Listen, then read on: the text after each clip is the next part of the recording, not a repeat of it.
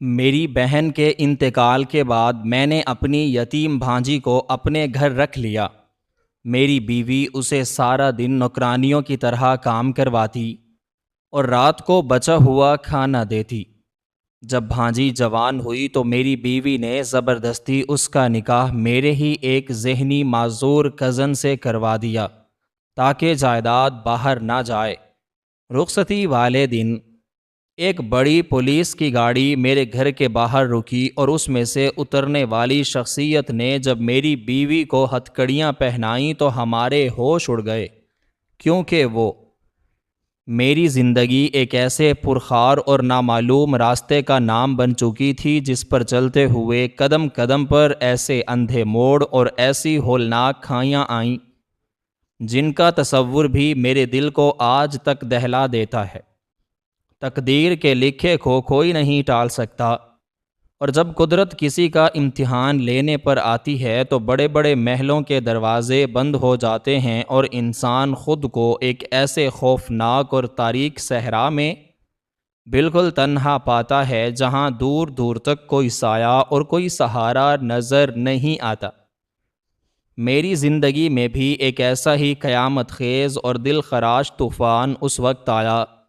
جب میری اکلوتی اور جان سے پیاری بہن اچانک ایک جان لیوا اور پر اسرار بیماری کا شکار ہو کر اس فانی دنیا کو ہمیشہ کے لیے چھوڑ گئی۔ میرا اور میری بہن کا رشتہ بہت ہی گہرا، بے پناہ محبت بھرا تھا۔ ہم دونوں بچپن سے ہی ایک دوسرے کا بہت خیال رکھتے تھے۔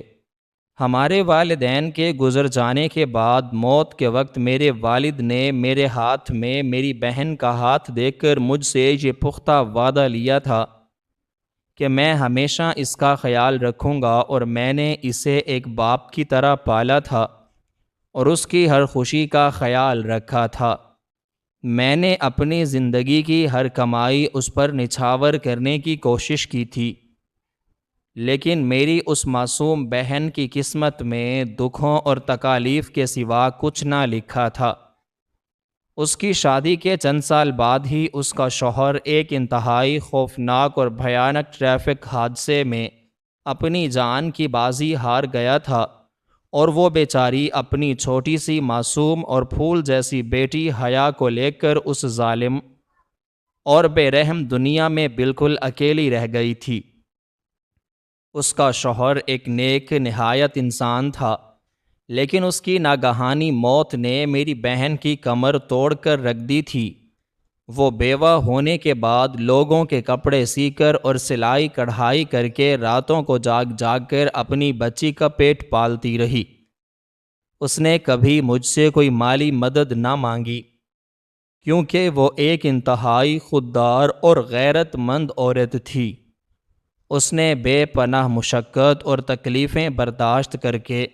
اپنی اس یتیم بچی کو پالا تھا، لیکن موت کا فرشتہ کسی پر رحم نہیں کھاتا، اور میری بہن بھی اپنی اس معصوم بیٹی کو روتا بلکتا چھوڑ کر مٹی کی تاریک قبر میں ہمیشہ کے لیے سو گئی۔ اپنی بہن کے جنازے پر میں پھوٹ پھوٹ کر اور دھاڑیں مار مار کر رویا تھا۔ مجھے اپنی بہن کے بچھڑنے کا جتنا شدید دکھ تھا، اس سے کہیں زیادہ فکر اور پریشانی اس چھوٹی سی اور یتیم بھانجی حیا کی تھی، جو اپنی ماں کی میت سے لپٹ کر اس قدر رو رہی تھی کہ دیکھنے والوں کے دل پھٹ رہے تھے۔ اس معصوم بچی کی آنکھوں میں ایک ایسا شدید خوف اور ایک ایسی لاچاری تھی جو میرے دل کو خنجر کی طرح چیر رہی تھی۔ میں نے اسی وقت اپنے دل میں یہ پختہ ارادہ کر لیا تھا کہ میں اپنی اس بہن کی آخری نشانی کو کبھی تنہا نہیں چھوڑوں گا، اور اسے اپنی سگی بیٹیوں سے بھی بڑھ کر پیار اور محبت دوں گا۔ اسی خاندانی فریضے اور خون کے رشتے کی محبت میں مجبور ہو کر میں نے بہن کو دفنانے کے فوراً بعد اس یتیم بچی حیا کا کانپتا ہوا ہاتھ پکڑا اور اسے اپنے ساتھ اپنے گھر لے آیا۔ میرا یہ سچا اور پختہ خیال تھا کہ میرے گھر میں اس بچی کو ایک نیا اور پرسکون ماحول ملے گا، جہاں وہ اپنے دکھوں کو بھول کر ایک نئی زندگی کی شروعات کر سکے گی،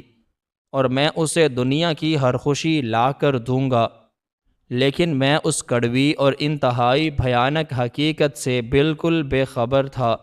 کہ میرا یہ فیصلہ اس معصوم بچی کے لیے ایک ایسی دردناک اور خوفناک اذیت کا آغاز بننے والا تھا جس کا انجام کسی بھیانک ڈراؤنے خواب سے کم نہیں تھا، کیونکہ میری بیوی سائمہ ایک انتہائی مکار، خود غرض، پتھر دل اور لالچ میں اندھی ہو چکی عورت تھی، جس کے سینے میں دل کی جگہ شاید کوئی لوہے کا سخت ٹکڑا دھڑکتا تھا۔ سائمہ کی فطرت میں حسد اور بغض کوٹ کوٹ کر بھرا ہوا تھا، اور اس کے نزدیک رشتوں اور احساسات کی کوئی اہمیت نہ تھی۔ اس کی ساری زندگی صرف اور صرف دولت جمع کرانے، اچھے کپڑے پہننے اور دوسروں پر حکم چلانے کے گرد گھومتی تھی۔ جب میں پہلی بار حیا کو لے کر اپنے عالی شان گھر کے دروازے سے اندر داخل ہوا تو میں نے دیکھا کہ سائمہ کے ماتھے پر غصے اور نفرت کی گہری لکیریں ابھر آئی تھیں۔ اس نے میرے سامنے تو بہت مجبوری اور جھوٹی ہمدردی کا دکھاوا کرتے ہوئے حیا کے سر پر ہاتھ رکھ دیا تھا، لیکن اگر میں اس وقت اس کی آنکھوں میں چھپی ہوئی اس زہریلی اور خطرناک چمک کو دیکھ لیتا تھا تو شاید میری بھانجی کی زندگی اتنی بڑی بربادی سے بچ جاتی۔ سائمہ کو یہ بات بالکل بھی ہضم نہیں ہو رہی تھی کہ میرے کمائے ہوئے پیسوں اور میرے گھر کے وسائل پر کوئی اور انسان آ کر قبضہ کرے۔ وہ نہیں چاہتی تھی کہ میرے پیسے کا ایک سکہ بھی میری بہن کی بیٹی پر خرچ ہو۔ اسے لگتا تھا کہ یہ یتیم بچی ہمارے گھر کا ایک انتہائی فالتو اور غیر ضروری بوجھ ہے، جسے میں نے زبردستی اس کے گلے میں ڈال دیا ہے۔ میں چونکہ اپنے کاروبار کے سلسلے میں سارا دن گھر سے باہر رہتا تھا، میرا سارا دن فیکٹری کی مشینوں کے شور، مزدوروں کے مسائل اور کلائنٹس کے ساتھ طویل میٹنگ میں گزر جاتا تھا، اور میں رات کو انتہائی تھکا ہارا گھر واپس آتا تھا۔ میں سمجھتا تھا کہ میں پیسے کما کر اپنے گھر والوں کو ہر خوشی دے رہا ہوں، لیکن میں یہ بھول گیا تھا کہ رشتوں کو پیسوں سے زیادہ وقت اور توجہ کی ضرورت ہوتی ہے۔ اس لیے مجھے گھر کے اندرونی حالات کا اور اس چار دیواری کے اندر ہونے والے ظلم کا بالکل بھی اندازہ نہیں ہوتا تھا۔ میرے گھر سے نکلتے ہی سائمہ کا وہ اصلی اور شفاف روپ پوری طرح سے بے نقاب ہو کر سامنے آ جاتا تھا۔ وہ اس معصوم اور سہمی ہوئی بچی پر ایک ظالم درندے کی طرح ٹوٹ پڑتی تھی۔ سائمہ نے گھر کی صفائی کرنے والی ماسی کو کام سے نکال دیا تھا اور پورے گھر کا وہ سارا بھاری اور مشقت طلب کام اس چھوٹی سی اور کمزور حیا کے نازک کندھوں پر ڈال دیا تھا۔ حیا کی صبح سورج نکلنے سے بہت پہلے شروع ہو جاتی تھی، جب سائمہ اسے انتہائی بے دردی سے جھنجھوڑ کر اور تانے دے کر نیند سے جگا دیتی تھی۔ سردیوں کی وہ ٹھٹھرتی ہوئی اور برف جیسی ٹھنڈی صبحیں ہوں یا گرمیوں کی وہ چلچلاتی ہوئی اور جھلسا دینے والی دوپہریں، حیا کو ایک لمحے کے لیے بھی آرام کرنے یا سانس لینے کی اجازت نہیں ہوتی تھی۔ وہ صبح اٹھتے ہی سب سے پہلے پورے گھر کے اس وسیع اور چوڑے فرش کو دھوتی، پھر باورچی خانے میں جا کر رات کے رکھے ہوئے وہ تمام جھوٹے اور چکنائی سے بھرے ہوئے بھاری برتنوں کو مانجتی، جو اس کے چھوٹے چھوٹے ہاتھوں سے سنبھالے بھی نہیں جاتے تھے۔ برتن دھونے کے بعد اسے پورے گھر کے لوگوں کے میلے اور گندے کپڑے دھونے پڑتے تھے۔ اس کے وہ نازک اور گورے ہاتھ مسلسل ٹھنڈے پانی اور صرف کے استعمال کی وجہ سے کھردرے اور زخمی ہو چکے تھے، ان پر اکثر کٹ لگ جاتے تھے، لیکن سائمہ کے دل میں اس کے لیے ذرا برابر بھی کوئی رحم یا کوئی ترس پیدا نہیں ہوتا تھا۔ سائمہ نے حیا کی پڑھائی بھی چھڑوا دی تھی اور اس کی ساری کتابیں ایک پرانے صندوق میں بند کر کے رکھ دی تھیں۔ اور اسے کہتی تھی کہ یتیموں کو پڑھنے کا کوئی حق نہیں ہوتا۔ اگر حیا سے کام کے دوران کوئی چھوٹی سی بھی غلطی ہو جاتی یا کوئی برتن اس کے ہاتھ سے پھسل کر گر جاتا تو سائمہ ایک جنونی عورت کی طرح اس پر چلاتی، اسے برے ناموں سے پکارتی اور بسا اوقات اسے بالوں سے پکڑ کر دیوار کے ساتھ زور سے دھکا دے دیتی تھی۔ حیا درد کے مارے روتی رہتی، اپنے آنسوؤں کو دوپٹے سے صاف کرتی رہتی، لیکن سائمہ کی وہ ظالمانہ اور صفاکانہ ڈانٹ پھٹکار کبھی کم نہ ہوتی تھی۔ سائمہ اسے ہمیشہ یہ زہریلا طعنہ دیتی تھی کہ تم ایک بد نصیب لڑکی ہو جو اپنی ماں کو کھا گئی اور اب ہمارے گھر کا سکون برباد کرنے کے لیے آ گئی ہو۔ تم ہمارے ٹکڑوں پر پلنے والی ایک مفت خور نوکرانی ہو اور تمہاری اوقات ہمارے جوتوں کے برابر بھی نہیں ہے۔ یہ سارے زہریلے طعنے اس یتیم بچی کے دل کو اندر ہی اندر سے کاٹ کر رکھ دیتے تھے۔ وہ سارا دن کام کرتی رہتی اور جب رات ہوتی تو اس کی تھکاوٹ کا یہ عالم ہوتا کہ وہ کھڑے کھڑے چکر کھا کر گرنے لگتی، لیکن سائمہ اسے رات کے وقت ہمارے ساتھ بٹھا کر کھانا نہیں دیتی تھی، بلکہ وہ باورچی خانے کے ایک کونے میں اسے انتہائی سادہ اور روکھا سوکھا کھانا دے دیتی تھی، جس میں کبھی کوئی سالن تک نہیں ہوتا تھا، اور اسے بس ایک سوکھی روٹی پانی کے ساتھ نگلنی پڑتی تھی۔ حیا ان سوکھی روٹیوں کو اپنے آنسوؤں کے ساتھ کھاتی تھی اور اسے اپنی اس بے بسی پر اس قدر رونا آتا تھا کہ اس کی ہچکیاں بن جاتی تھیں۔ میری ظالم بیوی نے حیا کے رہنے کے لیے گھر کے اندر موجود کوئی اچھا اور روشن کمرہ نہیں دیا تھا، بلکہ سیڑھیوں کے نیچے موجود ایک انتہائی تنگ تاریک اور دم گھونٹ دینے والے چھوٹے سے اسٹور روم کو اس کا ٹھکانہ بنا دیا تھا، جہاں پرانے سامان کی وجہ سے ہمیشہ ایک عجیب سی گھٹن اور اداسی پھیلی رہتی تھی، اور جہاں ہوا کا کوئی گزر نہیں ہوتا تھا۔ حیا اسی تاریک کونے میں ایک پرانی سی چٹائی پر لیٹ کر رات بھر اپنی ماں کی یادوں میں روتی رہتی تھی۔ وہ اندھیرے میں اپنی ماں سے باتیں کرتی اور ان سے پوچھتی کہ وہ اسے اس ظالم دنیا میں اکیلا کیوں چھوڑ گئیں۔ اسے یاد آتا تھا کہ کیسے اس کی ماں اسے اپنے سینے سے لگا کر سلاتی تھی، اور آج وہ ایک ایسے گھر میں قید ہے جہاں اسے انسان نہیں سمجھا جاتا، لیکن ان سب اذیتوں اور اس مسلسل جسمانی اور ذہنی عذاب کے باوجود میری اس صابر بھانجی نے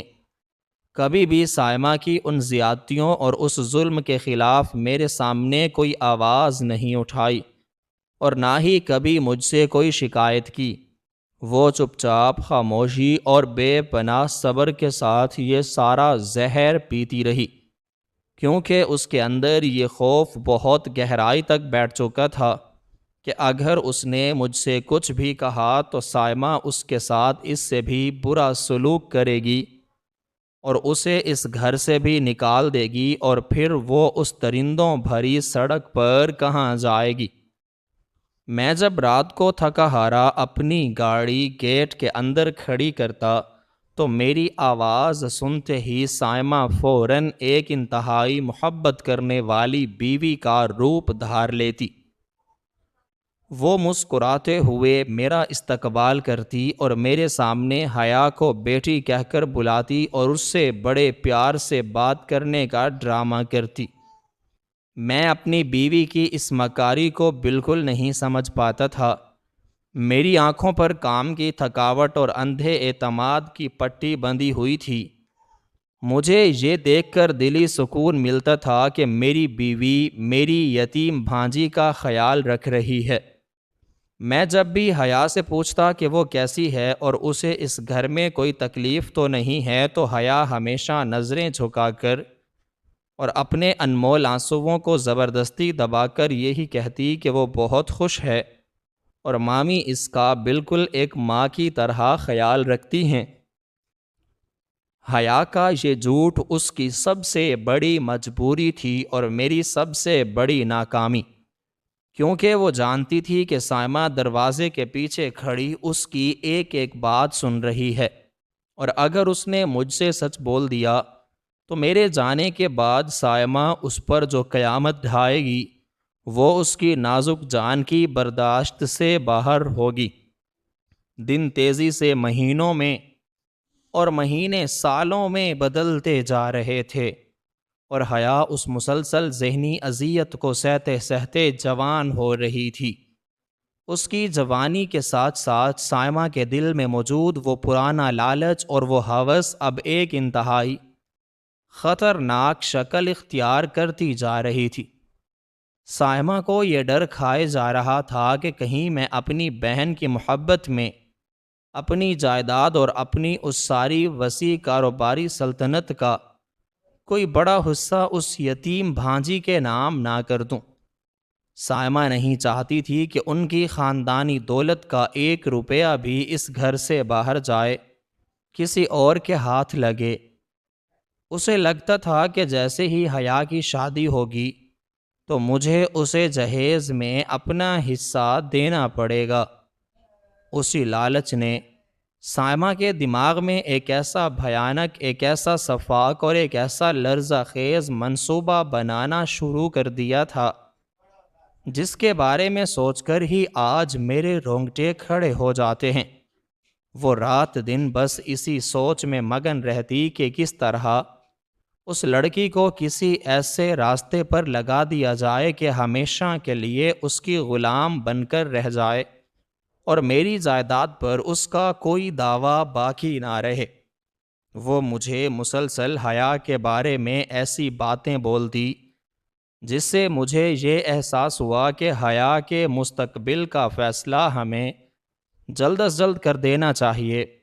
لیکن حیا اپنے ارد گرد بننے والے اس خوفناک اور تاریک جال سے بالکل بے خبر تھی، اور میں اپنی ہی دھن میں گم ایک احمق انسان تھا جو اپنے گھر کے اندر پنڈنے والے اس زہریلے سانپ کو پہچاننے سے قاصر تھا۔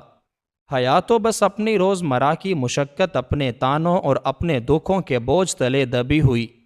ایک زندہ لاش بن چکی تھی۔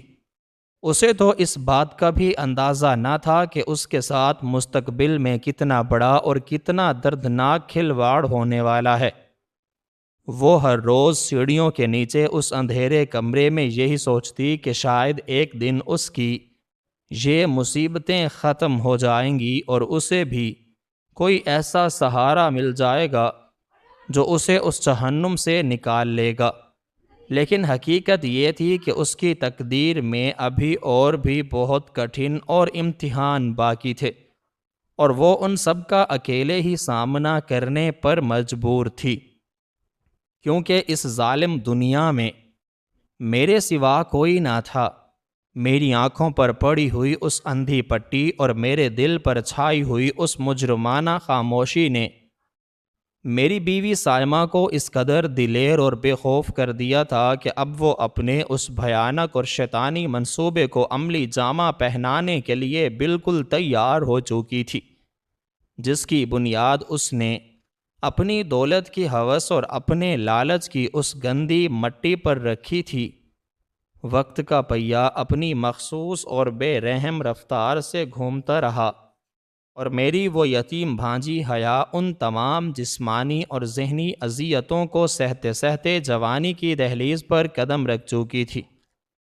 اس کی جوانی اس کے لیے کسی خوشی یا کسی امید کا پیغام لے کر نہ آئی تھی، بلکہ وہ اس کے لیے ایک اور بہت بڑی اور ہولناک مصیبت کا پیش خیمہ ثابت ہونے والی تھی۔ حیا جتنی زیادہ بڑی ہو رہی تھی، سائمہ کا وہ لالچ، اس کا خوف اتنا ہی زیادہ خطرناک اور جان لیوا ہوتا جا رہا تھا۔ سائمہ کو اب ہر وقت صرف اور صرف یہی ڈر کھائے جاتا تھا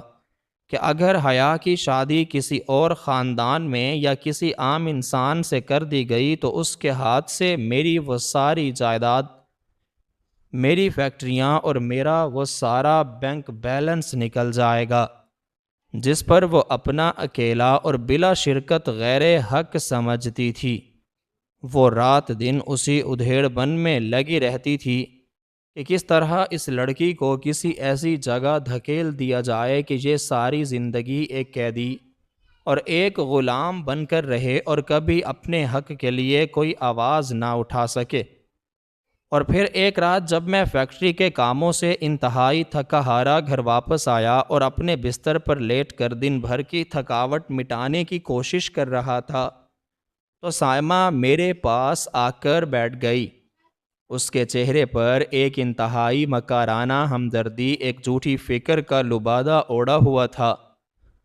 اس نے بہت ہی نرم اور میٹھے لہجے میں مجھ سے حیا کی شادی کے بارے میں بات شروع کی۔ اس نے کہا کہ حیا اب جوان ہو گئی ہے اور ہمارے گھر میں اس طرح ایک جوان اور یتیم لڑکی کا بیٹھنا معاشرے کی نظروں میں ٹھیک نہیں ہے۔ ہمیں جلد از جلد اس کے فرض سے سبق دوش ہو جانا چاہیے۔ میں اس وقت اس کی ان میٹھی اور زہریلی باتوں کے پیچھے چھپے ہوئے اس خوفناک ارادے کو بالکل بھی نہیں سمجھ پایا تھا۔ میں نے سادگی سے جواب دیا کہ ہاں، میں کسی اچھے اور شریف لڑکے کی تلاش شروع کرتا ہوں جو میری اس بھانجی کو خوش رکھ سکے اور اسے وہ ساری محبت دے سکے جو اسے اس گھر میں نہیں مل سکی۔ لیکن میری اس بات پر سائمہ کے چہرے کا رنگ اچانک بدل گیا اور اس نے فوراً میری بات کاٹتے ہوئے ایک ایسی تجویز میرے سامنے رکھی جس نے میرے پیروں تلے سے زمین کھینچ لی اور میرے ہوش اڑا دیے۔ سائمہ نے انتہائی سرد مہری اور ایک فیصلہ کن انداز میں مجھ سے کہا کہ ہمیں حیا کے لیے باہر کسی لڑکے کو تلاش کرنے کی بالکل بھی کوئی ضرورت نہیں ہے، کیونکہ اس نے حیا کے لیے میرے ہی ایک کزن راہیل کا انتخاب کر لیا ہے۔ راہیل کا نام سنتے ہی میرے سارے جسم میں ایک انتہائی خوفناک اور سرد لہر دوڑ گئی اور میرا دل ایک دم سے دھڑکنا بھول گیا، کیونکہ راہیل کوئی عام لڑکا نہیں تھا بلکہ وہ پیدائشی طور پر ایک ذہنی معذور اور مکمل طور پر غیر متوازن انسان تھا۔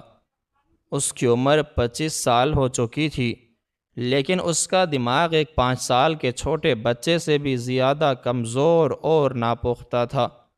وہ نہ تو خود سے کھانا کھا سکتا تھا، نہ اپنے کپڑے پہن سکتا تھا، اور نہ ہی اسے اپنے ارد گرد کے ماحول کی کوئی سمجھ یا کوئی شعور تھا۔ وہ سارا دن اپنے گھر کے صحن میں بیٹھا مٹی سے کھیلتا رہتا تھا۔ اس کے منہ سے ہر وقت رال ٹپکتی رہتی تھی اور اگر اسے کوئی چیز نہ ملتی تو وہ ایک پاگل اور جنونی انسان کی طرح چیخنا چلانا اور چیزیں توڑنا شروع کر دیتا تھا۔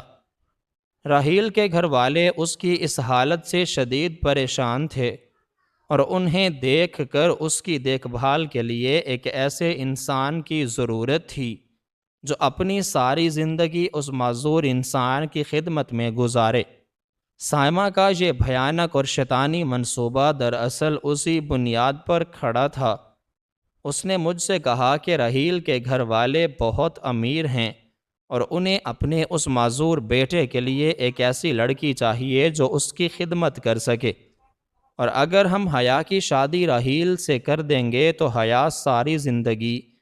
اسی خاندان کے اندر رہے گی اور ہماری جائیداد یا ہمارے پیسوں پر کوئی باہر کا انسان دعویٰ کرنے والا نہیں بنے گا۔ میں اپنی بیوی کی اس سفاک اور درندہ صفت سوچ کو سن کر مکمل طور پر دنگ اور گونگا ہو چکا تھا۔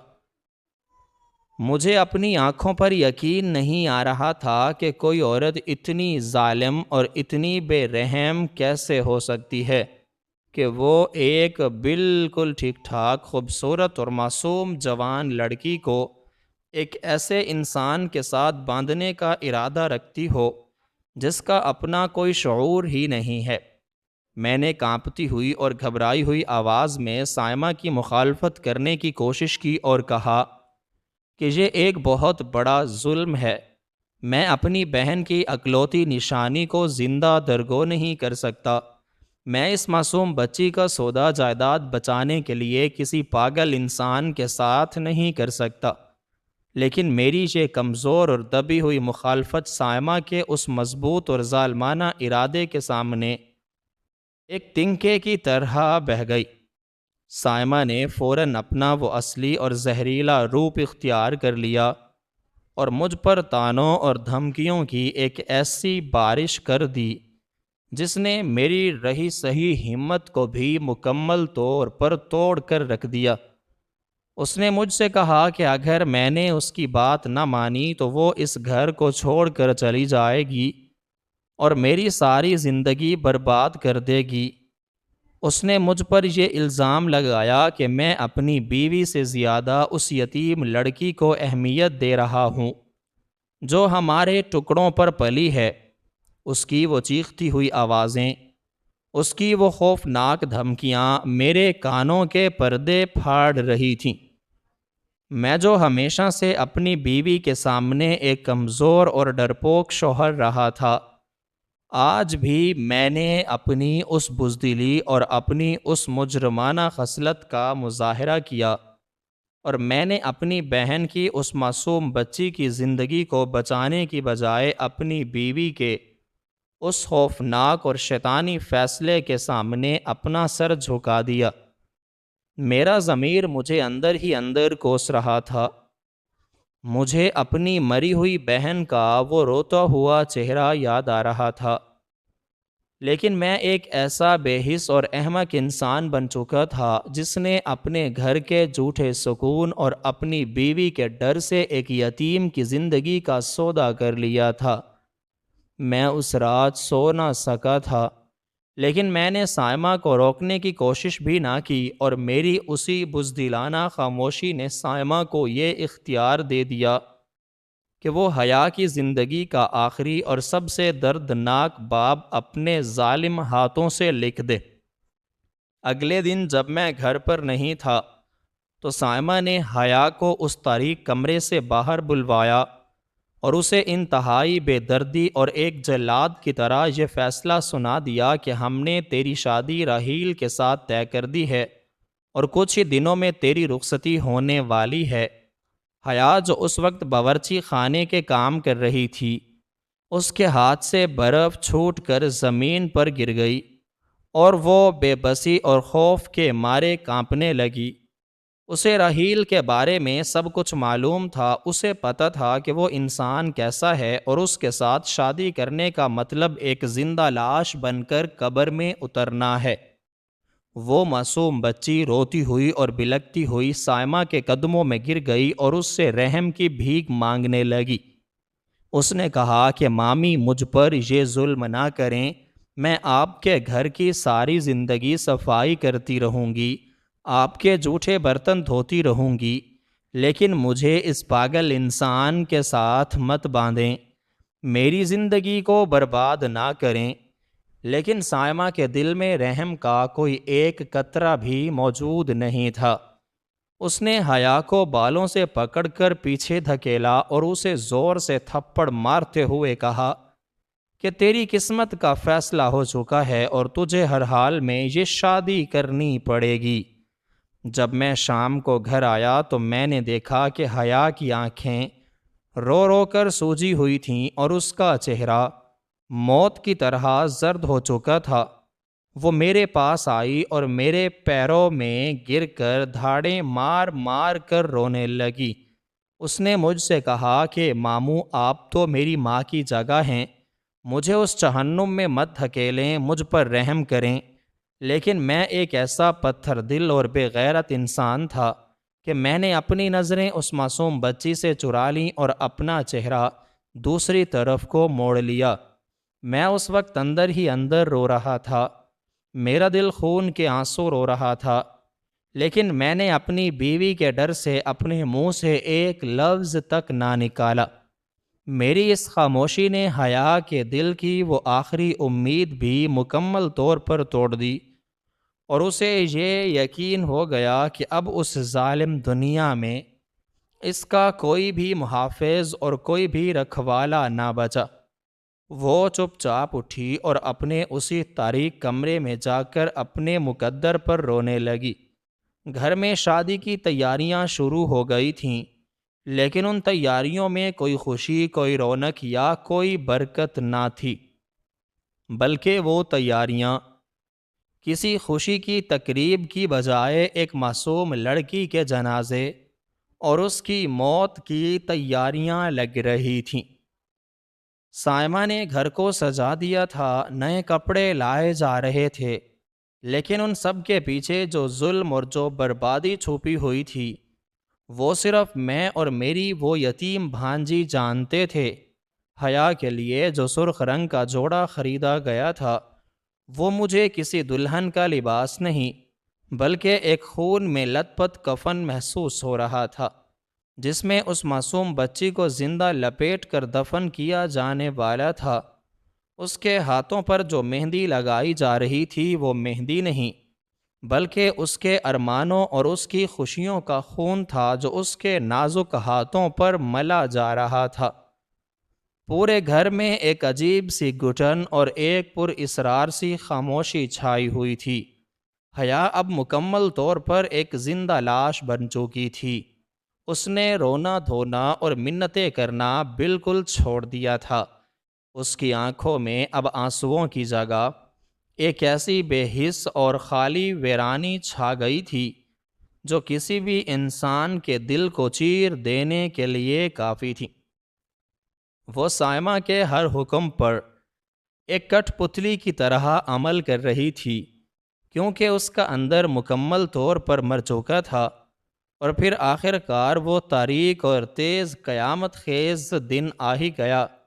جسے حیا کی رخصتی کا دن مقرر کیا گیا تھا۔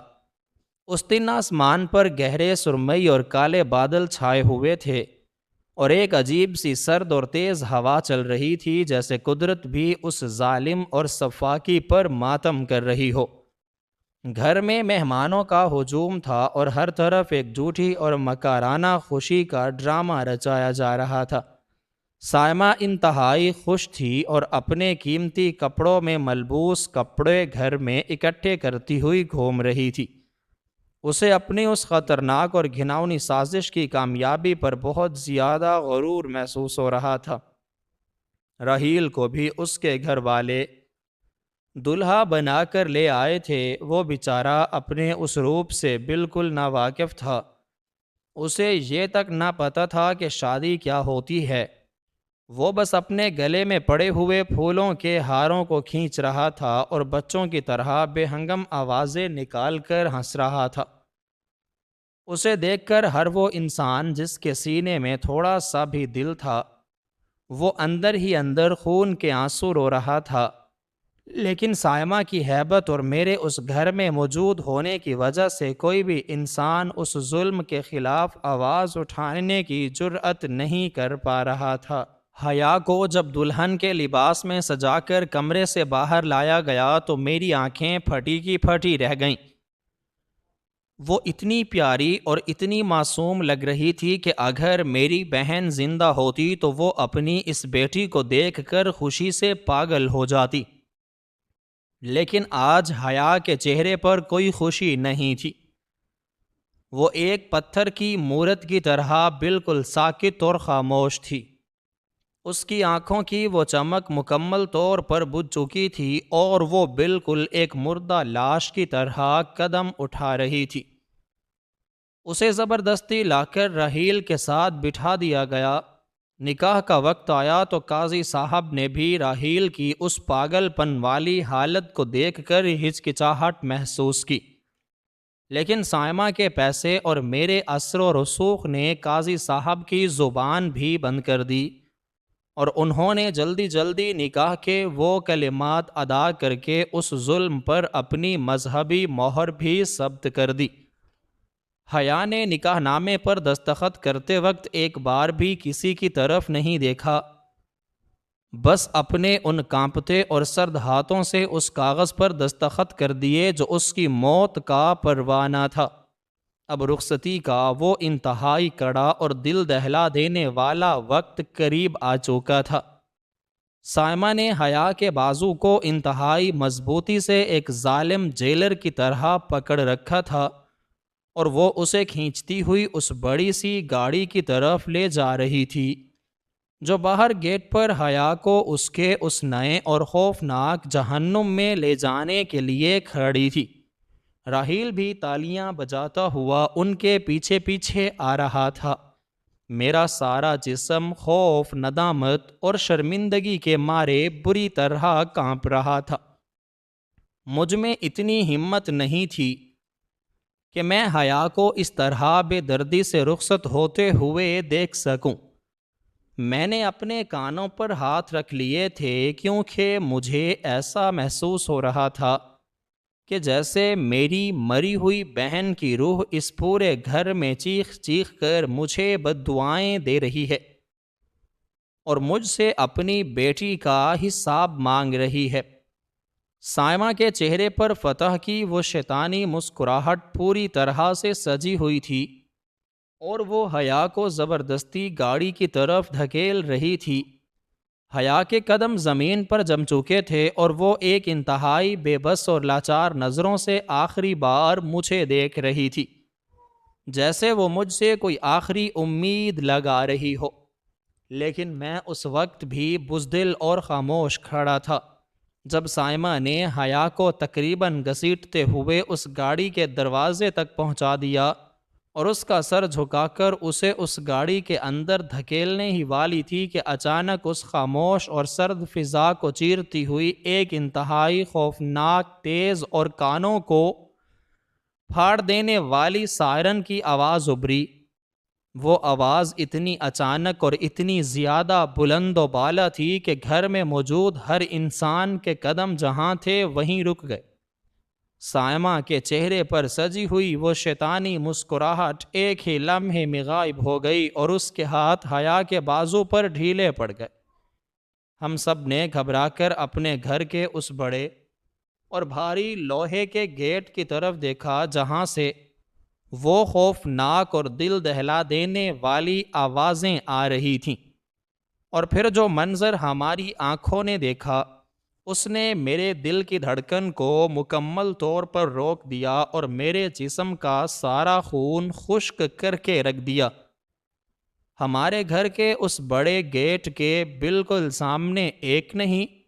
بلکہ کئی بڑی اور بھاری پولیس کی گاڑیاں انتہائی تیز رفتاری سے آئیں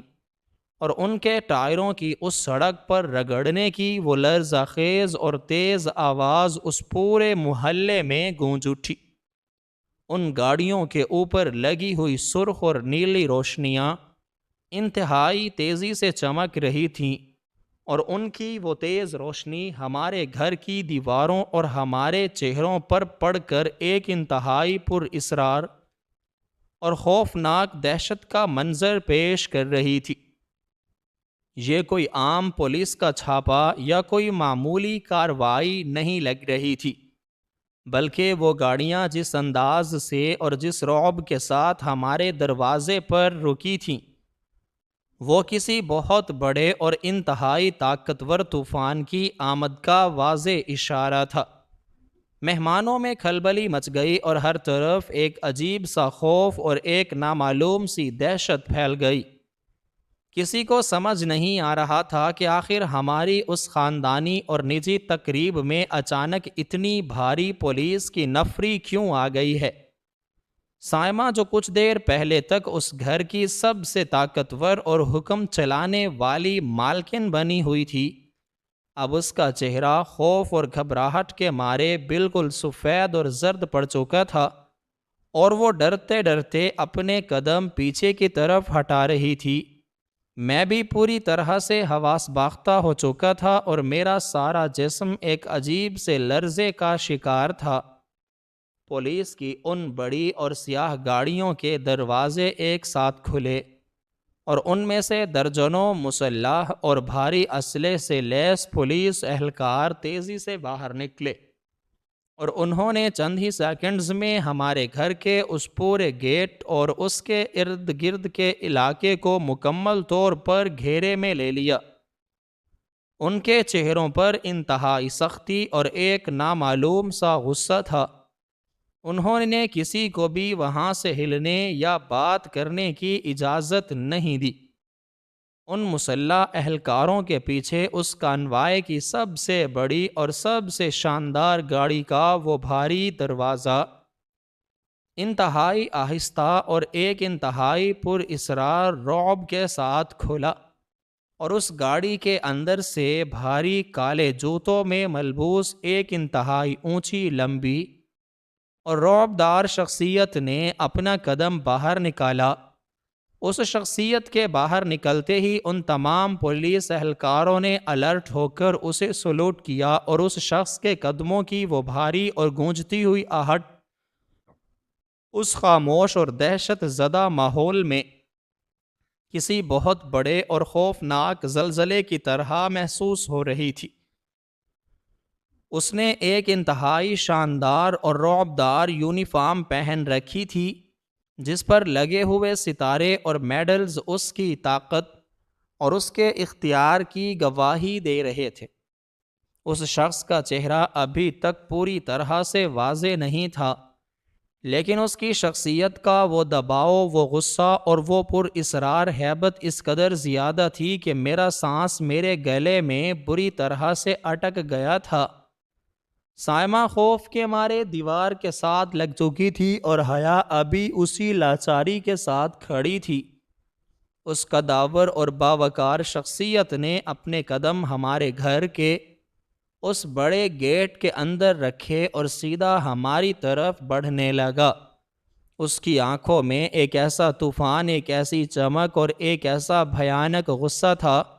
جو اس بات کا اعلان کر رہا تھا کہ آج اس گھر میں ہونے والا یہ ظلم اور یہ سفاک ڈرامہ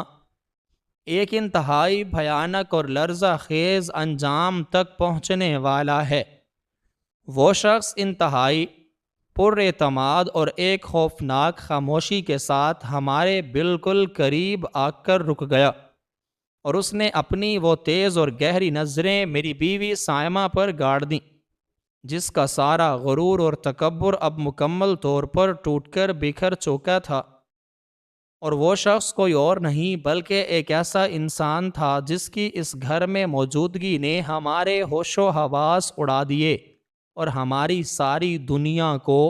ایک ہی لمحے میں الٹ کر رکھ دیا۔ وہ قداور اور باوقار شخصیت جب میرے گھر کے صحن میں بالکل ہمارے سامنے آ کر رکی تو اس کے چہرے کی سختی اور اس کی آنکھوں کا غصہ دیکھ کر میری بیوی سائمہ کے پیروں تلے سے زمین مکمل طور پر نکل چکی تھی۔ اس شخص نے ایک لمحے کی بھی تاخیر کیے بغیر آگے بڑھ کر سائمہ کو بازو سے پکڑا اور اپنے ایک اشارے پر لیڈی پولیس اہلکاروں کو بلوایا، جنہوں نے انتہائی پھرتی اور سختی کے ساتھ سائمہ کے ان ظالم ہاتھوں میں وہ بھاری ہتھکڑیاں پہنا دیں جو کچھ دیر پہلے تک میری یتیم بھانجی کو گھسیٹ رہے تھے۔ میرا دل حلق میں آ چکا تھا اور میرا سارا جسم بید کے پتے کی طرح کانپ رہا تھا۔ میں نے کانپتی اور لڑکھڑاتی ہوئی آواز میں اس رعبدار افسر سے پوچھا کہ یہ سب کیا ہو رہا ہے اور آپ کون ہیں؟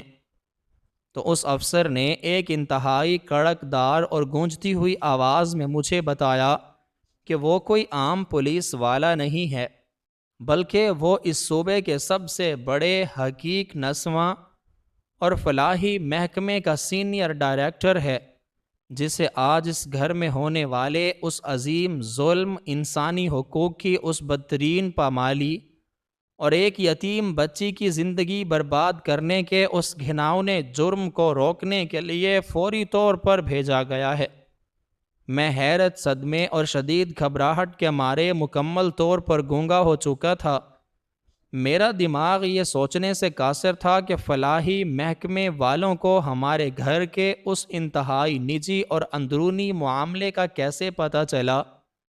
اور انہیں اس عین رخصتی کے وقت کس نے یہاں بلوایا۔ لیکن میری اس حیرت اور میرے اس تجسس کو اس وقت ایک بہت بڑے اور لرزہ خیز جھٹکے نے توڑ دیا۔ جب اس اعلیٰ افسر نے پیچھے مڑ کر حیا کی طرف انتہائی شفقت اور احترام سے دیکھا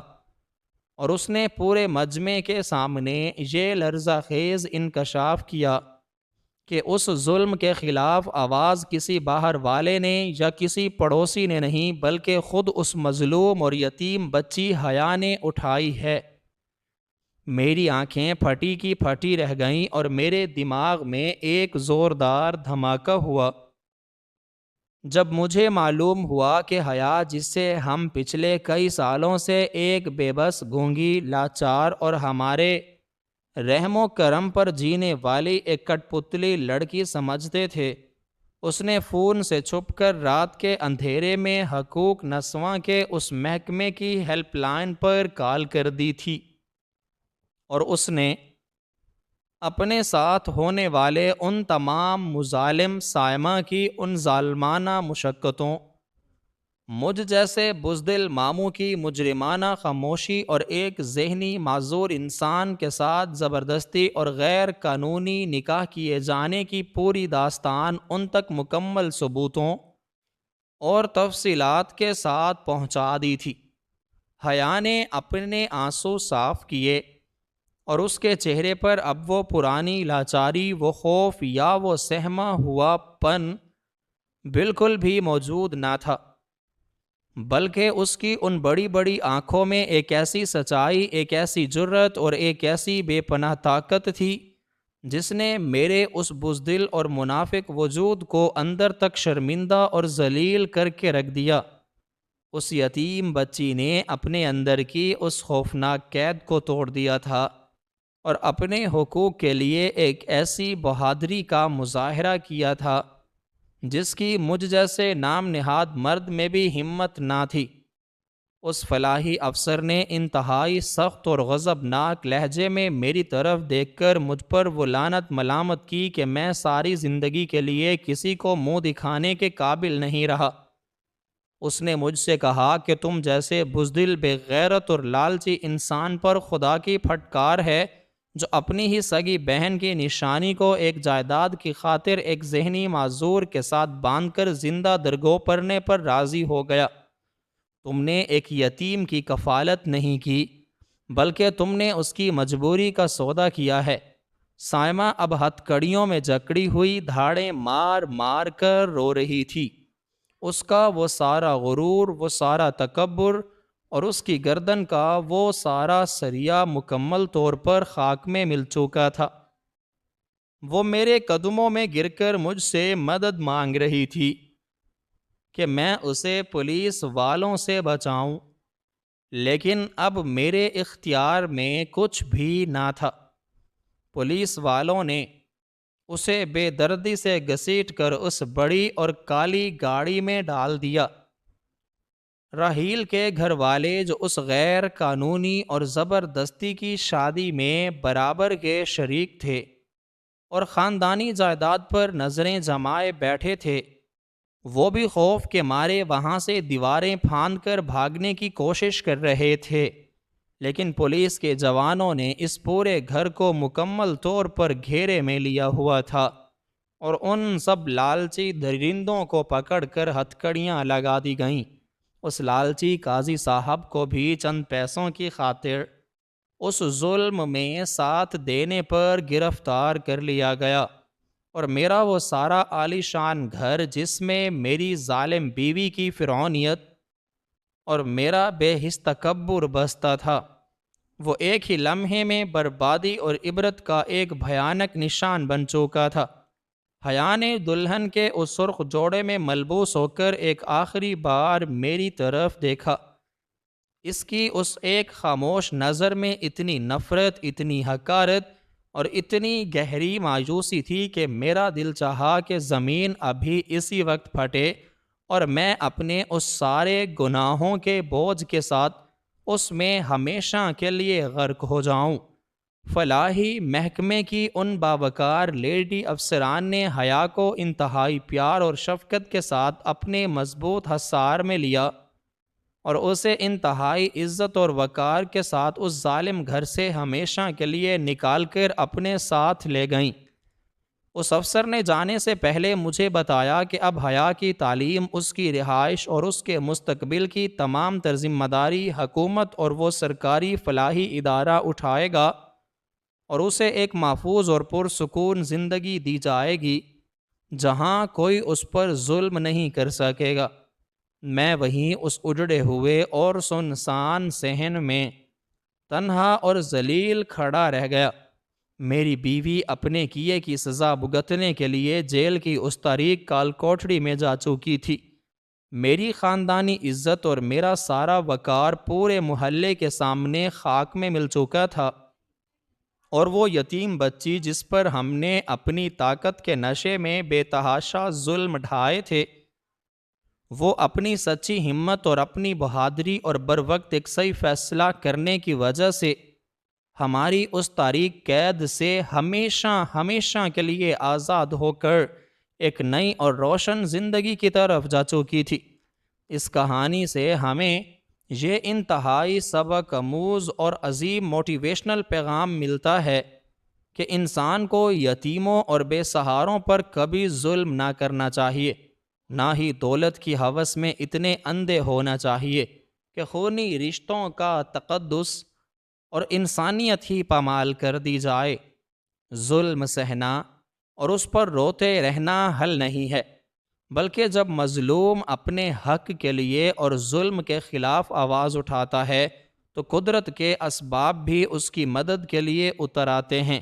خاموشی انسان کو مزید غلام بناتی ہے، بلکہ جرأت اور بہادری انسان کو ظالم کے چنگل سے ہمیشہ کے لیے آزاد کر دیتی ہے۔ اور یاد رکھیں کہ ظالم کا انجام ہمیشہ دنیا میں ہی ایک عبرتناک ذلت اور رسوائی کی شکل میں ہوتا ہے۔ اس لیے ہمیشہ حق کا ساتھ دیں اور یتیموں کے حقوق کی حفاظت کریں۔